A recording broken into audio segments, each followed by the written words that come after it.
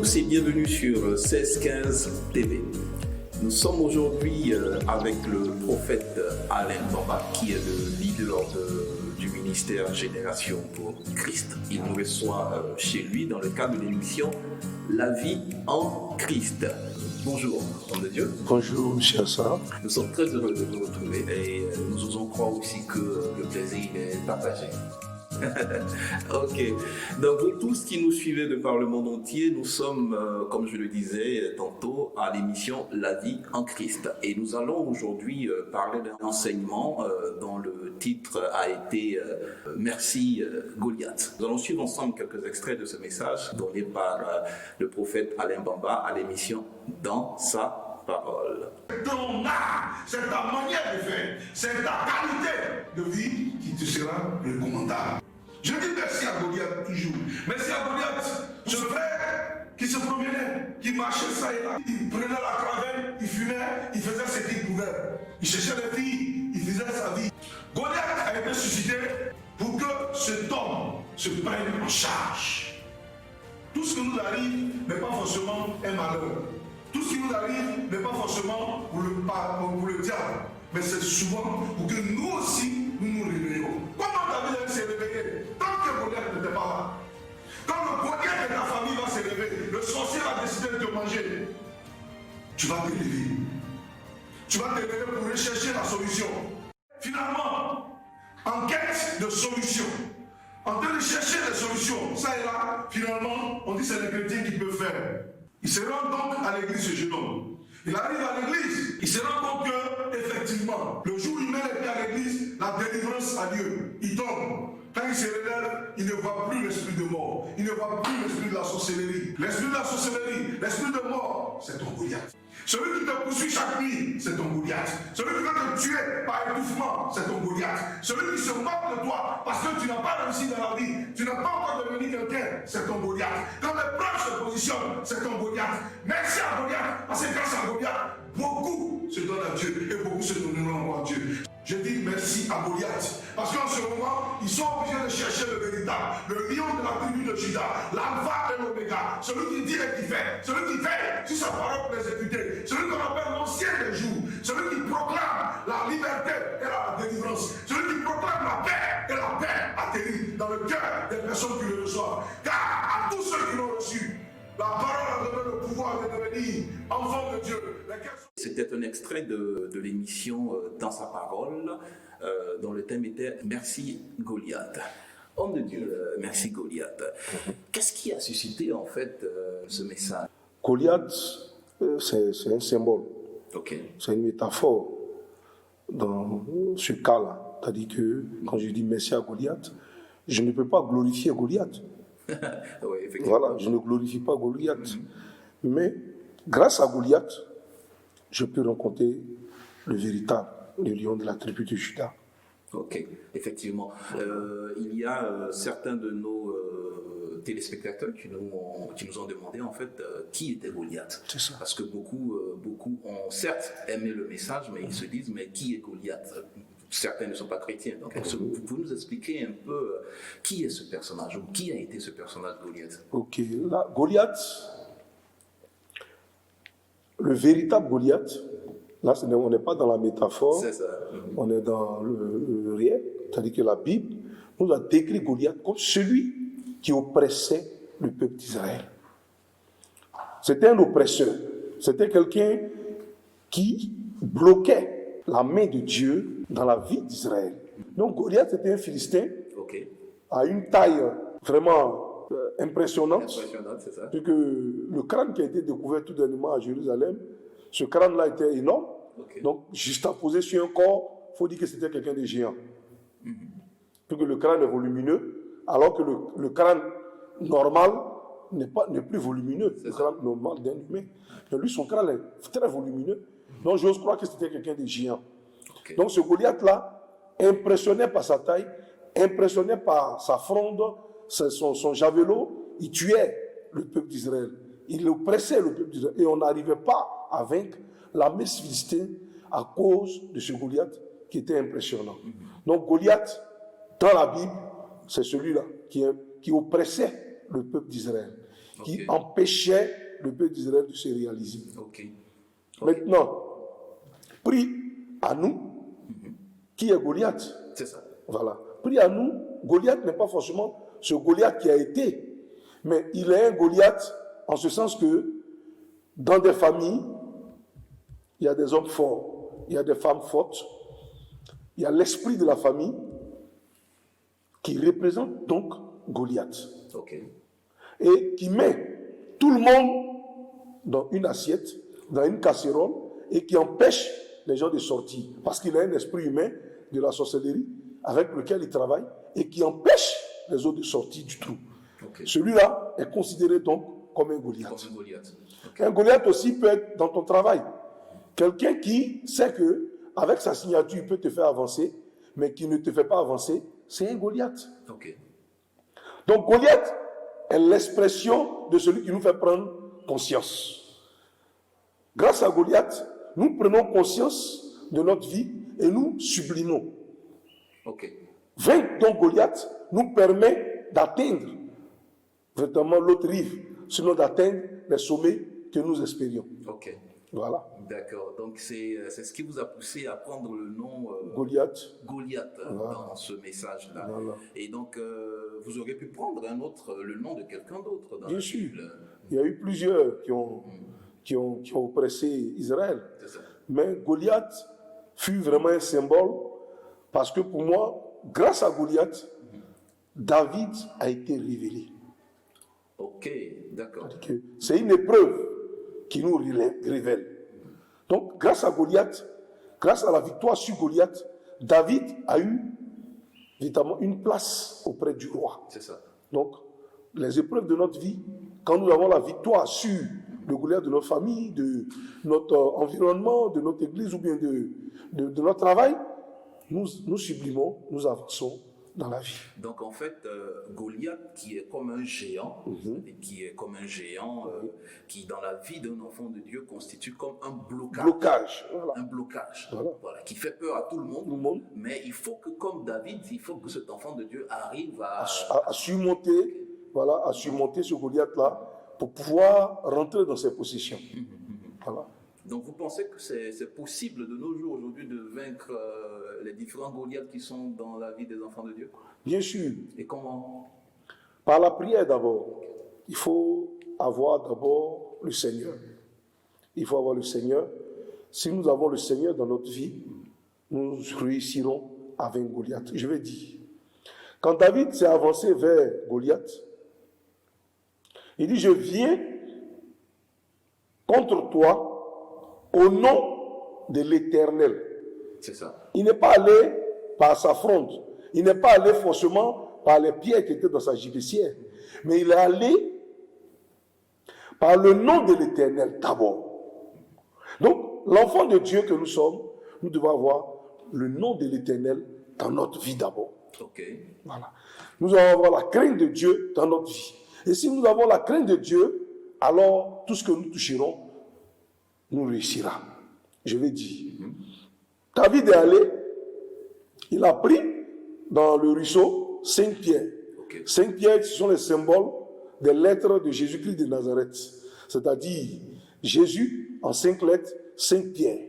Et il prend la première pierre et il la lance. La pierre est lancée à quel moment? Au moment où l'ennemi est distrait. Au moment où ton adversaire est distrait. Et il lance la pierre, et la pierre rentre, elle s'enfonce. Une pierre ne peut pas s'enfoncer, vous savez. Mais c'est le nom de Jésus qui fait enfoncer la pierre dans le crâne de Goliath. Car le nom de Jésus est puissant.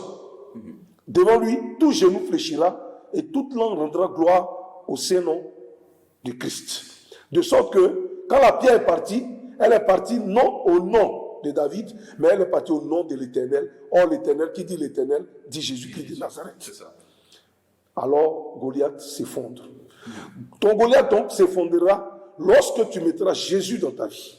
Ok, d'accord. Lorsque tu le mettras au devant, car beaucoup parlent de Jésus comme leur sauveur, mais pas comme leur Seigneur. Et c'est là la problématique.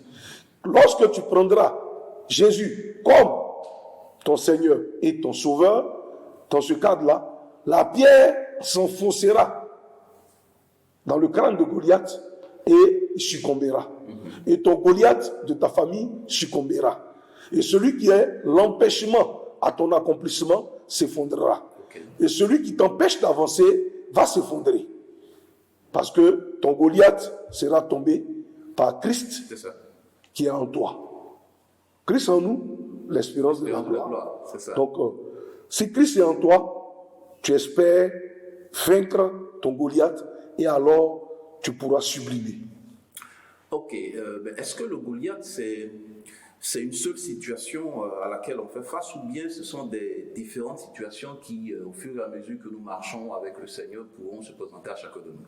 Chaque fois que nous sommes confrontés à une élévation, il y a une épreuve qui se suscite. Ok. Voilà. Chaque fois que tu devras avoir, vous-même dans l'administration, regardez, quand vous devez avancer, on vous fait un test. Donc l'Éternel permettra chaque fois que tu dois avancer un test. Et quand tu réussiras le test, tu avanceras. Je vais dire, les Goliaths sont suscités à chaque niveau de notre vie. Okay. Quand tu auras vaincu le Goliath de ta famille, tu sortiras de l'ornière, certes.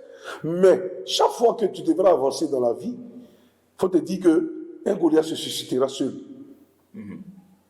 On ne te permettra pas d'être directeur, alors qu'eux aussi peuvent être directeurs.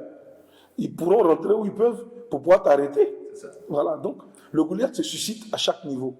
D'accord. Et donc, qui suscite le Goliath? Est-ce que c'est Dieu qui suscite le Goliath, ou c'est la situation? Vous avez parlé de bénédiction. Quand on s'apprête peut-être à rentrer dans une certaine bénédiction, il y a une épreuve qui vient avant cette bénédiction-là. Donc, du coup, est-ce que Goliath est suscité par Dieu? Goliath peut être suscité par Dieu. Goliath peut être suscité par Dieu. Pour un enfant de Dieu, Goliath peut être suscité par Dieu pour qu'il prenne conscience. Okay. Voilà. Pour une prise de conscience, afin qu'il se prenne en charge. Okay. Voilà. C'est-à-dire que Dieu permet la situation pour voir quelle est ta réaction. Okay. Comment tu vas réagir face à telle situation. Dieu peut le faire. Okay. Voilà. Mais les Goliaths sont suscités la plupart du temps par la jalousie. Okay. Voilà. La plupart du temps par la jalousie. C'est la jalousie qui fait que les gens s'élèvent contre d'autres personnes. Okay. Voilà. Nous sommes vraiment très heureux. Nous croyons, et de vous aussi qui nous suivez de par le monde entier, vous êtes aussi édifiés, parce que l'enseignement que notre invité avait donné avait pour titre « Merci à Goliath ». Certains nous ont posé la question de savoir, est-ce que l'homme de Dieu est en train de nous dire qu'il faut remercier Satan? Est-ce qu'il faut remercier toutes les situations d'adversité qui se présentent à nous? Et aujourd'hui, nous avons vraiment l'occasion de lever le voile sur ce message qu'il a donné. Nous sommes vraiment très édifiés, mais on a encore quelques petites questions à vous poser, toujours par rapport à ce message qui a fait vraiment du bien à plusieurs personnes. Goliath, aujourd'hui, vous pensez que, vous avez dit qu'on peut le vaincre par le nom de Jésus, quand on est chrétien, on peut, mais comment ça se passe concrètement? Je vais prendre une situation assez concrète d'un Goliath de famille. Par exemple, le chrétien est issu d'une famille dans laquelle les parents ont adoré des génies. Voilà, donc le génie est le protecteur de cette famille-là. Et donc l'enfant qui décide de donner sa vie à Jésus, est-ce que cet enfant-là, comment est-ce qu'il va réussir déjà à vaincre un Goliath pareil, un Goliath de famille qui a l'autorité ou qui a l'autorisation de par ses ancêtres d'être le gardien de la famille? Il faut dire que quand nous acceptons Jésus, le jour où nous avons accepté Jésus, l'Esprit du Seigneur vient descendre en nous. Amen. Voilà. Et quand l'Esprit du Seigneur descend en toi, désormais si tu vis, ce n'est plus toi qui vis, mais c'est Christ qui vit en toi. Par conséquent, tout fétiche a un totem. À partir du moment où ce génie protecteur, ces totems sont abandonnés, son impact sur toi n'a plus d'effet.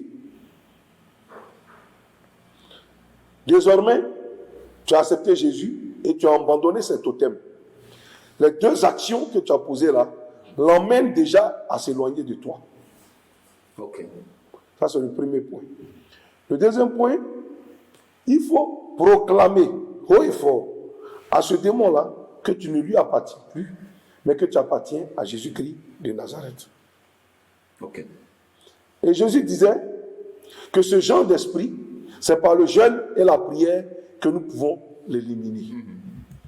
Donc, c'est de rentrer très souvent dans des longs moments de jeûne et proclamer haut et fort qu'on n'appartient plus à ce démon. Ok. Donc, se renseigner sur le nom du démon et l'attaquer par le jeûne et la prière, parce qu'il est écrit, vous n'avez pas à combattre contre la chair et le sang, mais vous avez à combattre contre les dominations, les autorités, les principautés, les princes de ce monde des ténèbres. Par conséquent, quand tu rentres dans ce moment de jeûne et que tu commences à proclamer que tu appartiens à Jésus, le lien se coupe entre toi et ta famille. Ok. Le lien se coupe entre toi et ce démon. Ok. De sorte que c'est la branche de Jésus maintenant qui vit en toi. Puis que tu es lié désormais à Jésus, la sève qui coule de lui coule en toi. Donc si tu vis, tu ne vis plus pour ce démon, mais tu vis pour Christ. Ok. Voilà. D'accord, c'est déjà bien dit. Il y a un autre Goliath que je veux vous présenter, parce que ça, c'est vraiment difficile pour beaucoup de personnes de notre époque, surtout les jeunes gens, de se séparer de ces situations-là. Je veux parler du sexe, par exemple. Des jeunes gens qui sont adonnés à tout ce qui est amour du sexe, qui n'arrivent pas à se contenir, qui n'arrivent pas, ils veulent, pour certains, quand on les écoute, on veut donner notre vie au Seigneur, on aime Jésus, mais on a du mal à se séparer du péché sexuel. Ça, c'est un Goliath. C'est un Goliath d'actualité. Qu'est-ce que vous pouvez dire à ces gens de personnes? Donc, c'est pour revenir au même, c'est dans le même cadre. C'est-à-dire, on voit le volet sexe, oui, mais on ne voit pas l'esprit qui est derrière le sexe. C'est ça. Or, c'est l'esprit qui est derrière le sexe qui emmène l'enfant à fréquenter toujours ses habitudes de sexe. Okay. Voilà. Donc, c'est l'esprit qu'il faut combattre. C'est-à-dire, il faut rentrer dans la vie de cette personne pour voir qu'il y a une adoration d'eau. C'est-à-dire la sirène des eaux, l'esprit de Mami Wata, comme nous le disons en Afrique ici. Donc, c'est cet esprit-là qu'il faut combattre. Okay. Voilà. Donc, c'est toujours par la même procédure. Okay. C'est le jeûne à eau. C'est-à-dire que la personne doit faire un jeûne à eau et très souvent, il doit faire continuer ce jeûne à eau très très souvent pour que la base même soit coupée. Okay. Une fois que la base est coupée, c'est fini. Tu ne vas pas reconnaître la même personne, il sera très fidèle à sa femme. Parce qu'au fond, ce n'était pas quelqu'un qui était comme ça, mais c'est parce qu'il est né d'une famille où on adore les eaux. Or, où on adore les eaux, leur affaire de sexe, on ne peut pas arrêter. Eux, ils regardent le volet sexe, ils ne voient pas le volet esprit des eaux. L'esprit des eaux ne fonctionne que dans ça. Regardez, un jeune homme parmi nous, il est allé contracter avec les gens là, comment ça s'appelle, les gens pour avoir de l'argent, les amours là, pour avoir de l'argent. Et ce qu'il a choisi, c'était de coucher avec 3 filles par jour. Okay. Voilà. Il devait coucher avec 3 filles par jour pour avoir 250 millions par semaine ou bien je ne sais pas. Wow. Voilà. C'était ça. Et Dieu faisant, je lui ai fait comprendre qu'au fond, c'était pour le tuer. L'esprit, cet esprit-là voulait le tuer. La sirène des eaux allait récupérer sa sémence pour aller chercher de l'argent. Et par la grâce de Dieu, ce jeune homme, aujourd'hui, il est délivré. C'est fini. Amen. Il a laissé tomber ça. Amen. Voilà. C'est-à-dire, c'était le plan du diable pour pouvoir le tuer. Il fallait qu'il donne sa sémence pour qu'on puisse envoyer ça en bas de l'eau là-bas. Okay. Et puis, une fois qu'ils ont ça dans la mer là-bas, ils l'utilisent. Et finalement, lui, il ne meurt pas en tant que tel. Mais on le tue et on l'utilisera plus tard. Okay. Voilà. Donc, je vais dire que c'est l'esprit qui est derrière le geste qu'il faut combattre. D'accord. Voilà. D'accord. En tout cas, nous sommes très heureux pour ces différents éclaircissements qui ont été donnés aujourd'hui. Nous osons croire que vous tous qui nous suivez, vous êtes vraiment édifiés également. On va regarder encore un extrait du message et nous allons revenir terminer avec le prophète. Du sang même de Dieu. Après cette épreuve, la gloire de la seconde maison va éclater dans ta vie. Ta première vie, c'était une vie sans connaissance de Dieu. C'était une vie où tu errais ça et là. Et ta seconde vie avec Christ, tu verras un grand changement. Je dirais donc merci à Goliath qui t'a emmené à te sublimer, qui t'a emmené à sortir de toi, à sortir le meilleur de toi. Grâce aux sorciers de ta famille aujourd'hui, tu es devenu chrétien. Grâce aux moqueries des voisins, des camarades, des classes, tu es devenu chrétien. Et ta chrétienté a été dynamisée par les moqueries. De sorte que tu n'étais pas arrêté à la surface, mais tu allais en profondeur. Et comme tu allais en profondeur, tu as croisé le véritable qui lui est en profondeur. Celui qui est en profondeur, c'est l'ancien des jours. Celui qui est en profondeur, c'est Jéhovah ici. Celui qui est en profondeur, c'est El Bibor. Celui qui est en profondeur, c'est El Rafa. Tu as vécu l'épreuve de ta vie. Et cette épreuve qui a été surmontée t'a permis d'être au rang de ceux qui ont réussi. Laisse-moi te dire que le temps est venu où tu sortiras de l'ornière. Quand tu auras vaincu ton Goliath. Voilà, donc c'était vraiment un excellent message que vous avez donné et je le précise que tous nos internautes, les téléspectateurs, on a été bénis. Donc nous sommes presque à la fin de l'émission. Je vais juste vous poser une autre question concernant toujours Goliath et les esprits. Étant donné que Dieu suscite des fois Goliath dans nos vies, est-ce que vous êtes en train de dire que Dieu peut susciter aussi des esprits mauvais dans la vie d'un enfant de Dieu? Quand nous devons passer un cap, nous sommes soumis à une épreuve ou bien à des épreuves. Okay. Quand une nouvelle ère doit souffler, forcément, il y a une épreuve. Dans le cas d'espèce, quand vous parlez des enfants de Dieu, souvenez-vous que Akab était roi en Israël. C'est ça. Voilà. Akab n'était pas sans ignorer la Torah. Il n'était pas sans ignorer la Torah. Okay. Il connaissait la parole de Dieu. Mais lorsque il devait aller en guerre, il a demandé aux 400 prophètes. Tous les prophètes lui ont dit qu'ils pouvaient aller en guerre. Du coup, il y eut réunion au ciel. Tous les esprits étaient prosternés devant l'Éternel. Et l'Éternel dit, qui ira pour nous et qui séduira pour nous les prophètes? Ah, c'est l'Éternel qui a posé cette question. C'est l'Éternel qui pose la question. Et un esprit de séduction qui était prosterné aussi s'éleva et dit, moi j'irai.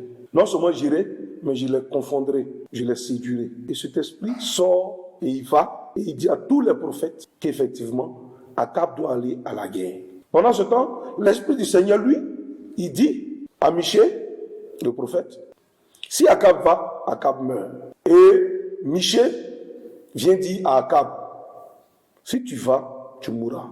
Car tu seras distingué par ton costume et les gens t'enverront une flèche. Akab dit alors, je porterai un sac et j'irai. Car toi seul, contre les 400, je crois que la majorité, voilà. Donc, comme ça, Akab s'en va en guerre. Mais il faut dire que l'esprit était déjà descendu pour séduire les 400. Les 400 prophètes. Et voilà que Michée lui seul dit la vérité. Mais qui est Michée devant cette multitude? Mais le problème, c'était que Akab était orgueilleux. Et l'orgueil d'Akab devait le perdre. Comment perdre Akab? Comment faire pour que Akab lui-même, dans son orgueil, se fasse tuer? Dieu suscite cet esprit. Cet esprit est suscité pour l'induire en erreur. Akab va, la flèche sort de nulle part et il meurt. Alors que les enfants de Dieu étaient réunis, tous, voici que Satan vint aussi. Satan est venu. Et Dieu lui dit, d'où viens-tu, Satan? Et il dit, de me promener partout la terre. Donc Satan n'a pas de destination, il se promène. Un enfant de Dieu doit avoir une destination pour éviter beaucoup de choses. Mais Satan se promène partout la terre. Et il vient et il dit, je viens de me promener partout la terre. Et le Seigneur lui demande, as-tu vu mon serviteur Job? Il dit, oui, j'ai vu Job. Mais en fait, tu le protèges trop. Si tu le laisses, on verra s'il t'aime vraiment. Car tu dis que c'est ton serviteur le plus dévoué. Ok. Dieu lui donne une permission. Oui, la permission est donnée à Satan. C'est ça. Mais de ne pas ôter sa vie. Il fait ce qu'il veut, mais de ne pas ôter sa vie. Satan, on ne lui donne pas de permission. Il a tué tous les enfants de Job et il a rendu Job malade. Amené même sa femme à partir et ses amis même à le laisser. Donc, voyez un peu que devant l'élévation de Job, il y a eu l'épreuve. Akab, pour que Dieu puisse atteindre son objectif avec Akab, voici que, véritablement, l'ordre a été donné à cet esprit impie d'aller donner des prophéties, voilà, des prophéties qui n'étaient pas à la gloire de Dieu, et Akab succombe. Voilà. Donc, Dieu peut permettre que le Goliath de notre famille se lève pour que nous puissions le rechercher du Dieu. Ok, d'accord. C'est une très belle conclusion. Dieu peut permettre que le Goliath se lève à un certain moment de notre vie pour que nous cherchions la face de Dieu. Parce que la solution se trouve forcément en Dieu. Comme vous l'avez dit à l'entame de l'émission, la solution c'est toujours en Dieu, Jésus, en Dieu. Donc nous sommes vraiment très heureux. Est-ce que vous avez un mot de la fin, quelque chose à dire à tous nos téléspectateurs, à tous ceux qui nous suivent de par le monde entier, par rapport toujours à ce merveilleux thème qu'a été Merci à Goliath? Vraiment, je suis content que tout le monde soit sensible à ce message. Parce qu'il faut dire que il fallait que Goliath soit pour que David soit révélé. C'est ça. Celui à qui Dieu ne tend pas la main ne connaîtra pas de situation et s'enfoncera certainement. Je vais dire, dans des familles où les gens sont riches, donc ils ne cherchent pas Dieu, ils s'en fichent, ils vivent comme ils veulent. Même au soir de leur vie, ils ne savent pas que Dieu existe. Ils entendent parler de Dieu, ils se conforment à la parole de Dieu, mais ils ne sont pas en Dieu. C'est ça. Voilà. Donc, véritablement, au jour d'aujourd'hui, il faut que chacun commence à chercher le Seigneur. Amen. Ne pas regarder à nous appuyer sur nos richesses, ne pas s'appuyer sur... La richesse n'est pas forcément l'argent, mais nos richesses, les valeurs que nous avons, et puis abandonner Dieu, mais plutôt s'appuyer sur le Seigneur en toutes choses. Donc voilà ce que je peux dire. En tout cas, merci beaucoup, serviteur de Dieu. Nous avons été très heureux de passer ces quelques minutes dans votre compagnie. Nous avons été éclairés sur qui est vraiment Goliath, quel est le sens de Goliath dans la vie de tout chrétien aujourd'hui. Et nous osons croire également que vous qui nous suivez, vous avez aussi été éclairés. Merci de nous avoir accordé du temps. Merci d'avoir accordé du temps également à l'homme de Dieu. Nous vous disons merci et nous vous donnons rendez-vous pour le prochain numéro de La vie en Christ.